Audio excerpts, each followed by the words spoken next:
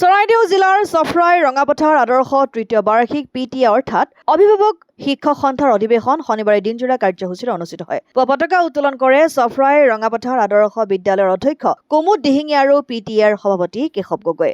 গছপুলি ৰোপণ কাৰ্যসূচী ৰূপায়ণ কৰাৰ পিছতে বাৰেৰহণীয়া এক দীঘল শোভাযাত্ৰা অনুষ্ঠিত কৰা হয়। বিজ্ঞানৰ এক প্ৰদৰ্শনীৰ অনুষ্ঠান উদ্বোধন কৰে সোণাৰী কলেজৰ অৱসৰপ্ৰাপ্ত অধ্যাপক ডক্টৰ ৰাণা কোঁৱৰে। ইয়াৰ পিছতে আৰ্ট এণ্ড ক্ৰাফ্ট প্ৰদৰ্শনীৰ উদ্বোধন কৰা হয়। অনুষ্ঠানটোৰ লগত সংগতি ৰাখি আন্তঃ স্কুল চিত্ৰাংকন প্ৰতিযোগিতা অনুষ্ঠিত কৰা হয়। ইয়াৰ পিছতে সেমিনাৰ আৰম্ভ কৰে the challenge of parenting in the age of science and technological advancement and its সলিউশ্যনৰ ওপৰত ভাষণ দাঙি ধৰে চফৰাই ৰঙাপথাৰ আদৰ্শ বিদ্যালয়ৰ অধ্যক্ষ কুমুদ দিহিঙীয়ে। শিক্ষক ছাত্ৰ ছাত্ৰীৰ দ্বাৰা এক সাংস্কৃতিক অনুষ্ঠান অনুষ্ঠিত হয়। অধিৱেশনৰ মুখ্য তথা বিশিষ্ট অতিথি হিচাপে উপস্থিত থাকে চৰাইদেউ জিলাৰ আয়ুক্ত নিবেদন দাস পাটোৱাৰী।